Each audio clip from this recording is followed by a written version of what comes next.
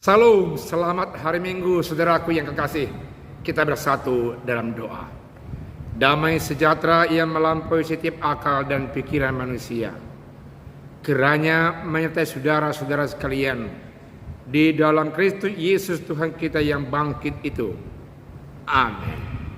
Firman Tuhan buat kita pada hari ini di Minggu Eksaudi ini terambil dari 2 Samuel pasal 22 ayat 1 sampai ayat 7. Seperti ini bunyi firman Tuhan. Nyanyian syukur Daud. Daud mengatakan perkataannya, nyanyian ini kepada Tuhan pada waktu Tuhan telah melepaskan dia dari cengkeraman semua musuhnya dan dari cengkeraman Saul.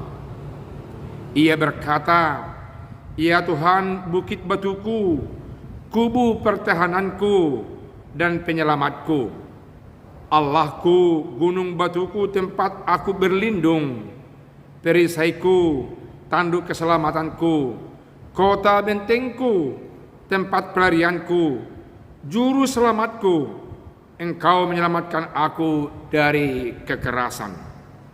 Terpujilah Tuhan, seruku, maka aku pun selamat daripada musuhku. Sesungguhnya gelora-gelora maut telah mengelilingi aku, banjir-banjir jahanam telah menimpa aku, tali-tali dunia orang mati telah membelit aku, perangkap-perangkap maut terpasang di depanku. Ketika aku dalam kesesakan, aku berseru kepada Tuhan, kepada Allahku aku berseru, dan Ia mendengar suaraku dari bait-Nya. Teriakku minta tolong, masuk ke telinganya." Demikian firman Tuhan.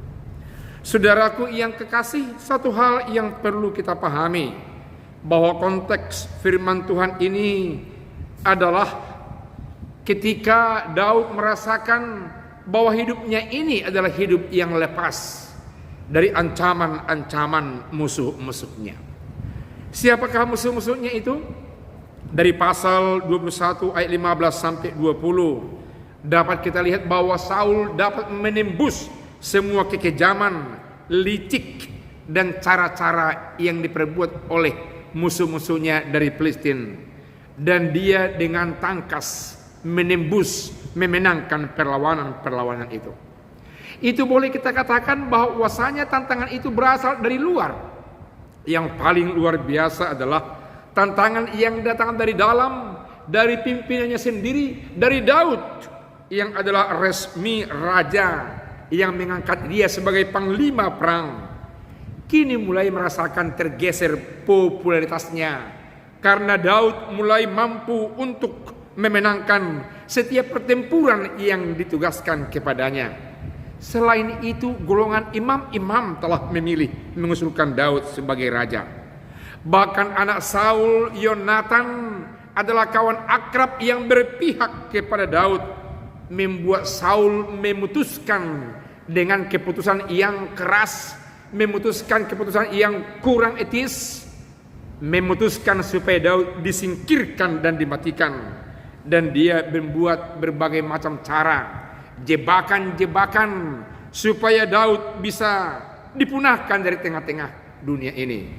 Itulah yang kita lihat syukuran Daud kepada Allah Bapa di sorga. Dalam ayat 1 kita melihat bahwasanya Daud merasakan bahwa dia sungguh-sungguh dilepaskan Tuhan ketika dia berseru kepada Tuhan, ketika melawan lawan-lawan yang dari luar bangsa Israel. Tapi kini dia menghadapi Raja Saul semelankolis itu. Dan itu yang kelihatan dalam ayat 1 sampai ayat yang keempat.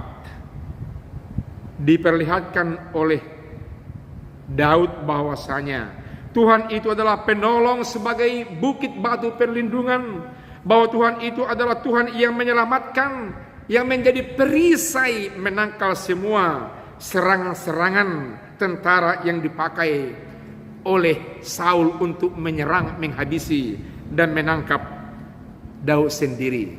Dia merasakan Allah adalah juru selamat, Allah yang perkasa, yang sungguh-sungguh menjadi benteng perlindungannya. Karena ketika itu setiap orang yang menjadi sasaran musuh. Jikalau berlari pergi minta perlindungan kepada kota-kota tertentu, wajib dilindungi. Dan dia menyamakan Allah sebagai kota perlindungan dalam kehidupannya. Kengerian-kengerian tantangan dari seorang raja yang menjadi lawan untuk Daud diperlihatkan dalam ayat 5 sampai ayat ke-6. Dikatakan bahwasanya kengerian hidup yang dilakukan oleh Raja Saul itu bagaikan gelora yang mengancam maut, bagaikan gelora maut yang sungguh-sungguh mendatangi, menjebak, mengejar Daud sendiri, sampai dikatakannya banjir-banjir jahanam, bagaikan lautan air yang banjir yang menghantam setiap kota dan tempat.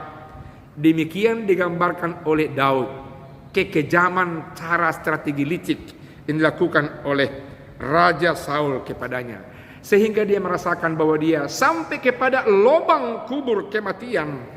Tali-tali yang mengikat begitu ngerinya menghampiri dia, senantiasa memperangkap, menangkap, menjebak dia. Tapi tahu dia dalam ayat yang ke-7 merasakan pertolongan Tuhan ketika dia minta tolong kepada Allah Bapa di sorga. Saudaraku yang kekasih, nama minggu kita ini adalah Minggu Eksaudi, yang memberikan pengertian Allah mendengarkan seruan kita. Oleh karena itu saudara yang kekasih, jikalau kita memiliki mungkin banyak persoalan, mungkin banyak pergumulan, serukan kepada Allah, angkat dan berikan kepada Allah semua pergumulan. Serukan semuanya pergumulan hidup kepada Allah, dan Allah dalam nama Yesus dan Roh Kudus mendengarkan, menyelamatkan, menjadi benteng perlindungan dalam kehidupan kita. Saudaraku yang kekasih, pulanglah dengan sejahtera dengan membuat Yesus Kristus sebagai perisai dalam kehidupan kita ini. Amin. Kita berdoa. Terima kasih Allah yang luar biasa. Engkau Allah yang menolong, yang melepaskan kami dari jerat-jerat maut dalam kehidupan ini. Engkau Allah yang mendengarkan seruan hati orang yang tertindas, yang mengangkat penderitaan, memberikan kepada Tuhan. Dan Tuhan dalam nama Yesus menjawab dan melepaskan kami. Terima kasih Allah Bapa di sorga. Dalam nama Yesus kami berdoa. Amin.